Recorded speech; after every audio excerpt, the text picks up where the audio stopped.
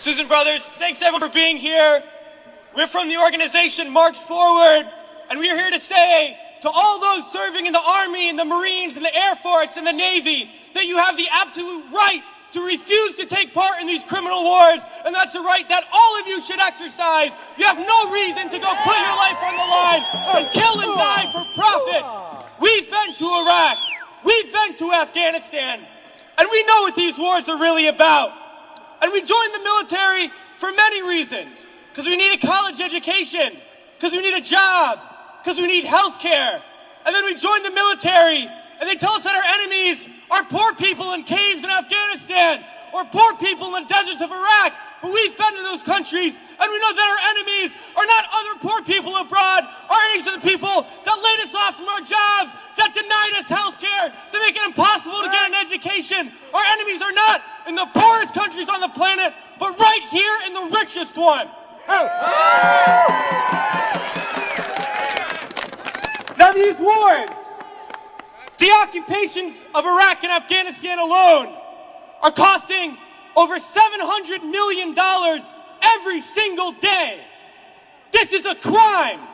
Every single day, while so many of us are hurting. Well, I think all of us here, and the vast majority of people in this country, would agree that we can spend $700 million a day better than bombing people that we have no reason to bomb. We can spend $700 million a day rebuilding those countries we've destroyed. We can spend $700 million a day caring for the veterans we get home when they get home. And then we can spend $700 million a day giving every single person health care, a college education, a job, and a livelihood, and a home. That's what we need to be spending our money on.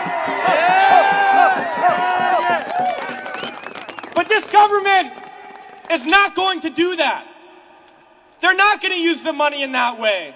They're not going to end the wars. And they're not going to do it because it's not our government. It's their government. It's a government of the rich. It's a government of Wall Street, of the oil giants, of the defense contractors. It's their government, and the only language that they understand is shutting down business as usual. And that's what we're doing here today, and we're going to continue to do until these wars are over.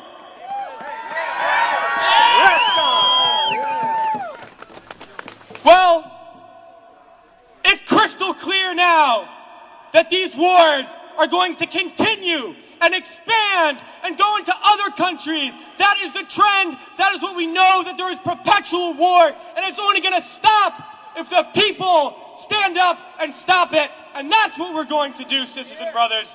And a lot of people ask me, what do we do? Because we all know things are bad. We all see the atrocities on TV. We read about it. We experience it. People always ask, what do I do? Because we always want to know what to do. Do we vote? Do we support a politician? Do we join an organization? What do we do? Well, I'll tell you what we do. It's simple.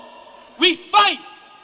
We fight and we fight and we fight, and we shut down our workplaces. We shut down our schools. We shut down the streets. We shut down business as usual. And we fight until we force the people in there to do what the people out here want. Because that's how we're going to get around, and we're going to fight until there's not one more bomb drop, not one more bullet fired, not one more soldier coming home in a wheelchair, not one more family slaughtered, not one more day of U.S. imperialism. So let's fight to make that happen. We can do it today and in the days ahead. We have to fight to end these wars and create a better world, sisters and brothers. So join us in that fight. Thanks.